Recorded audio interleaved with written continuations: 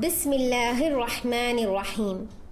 ابو ہریرہ رضی اللہ تعالیٰ عنہ سے روایت ہے کہ رسول اللہ صلی اللہ علیہ وسلم نے فرمایا، اس آدمی کی ناک خاک آلود ہو، یعنی ذلیل ہو، جس کے سامنے میرا ذکر کیا جائے اور وہ مجھ پر درود نہ پڑے، اور اس آدمی کی ناک خاک آلود ہو جس کے پاس رمضان کا مہینہ آ کر چلا جائے لیکن وہ بخشش و مغفرت کا مستحق نہ بن سکے، اور اس آدمی کی ناک خاک آلود ہو جس کے پاس اس کے والدین بڑھاپے کو پہنچے اور وہ اس کو جنت میں داخل نہ کر سکیں۔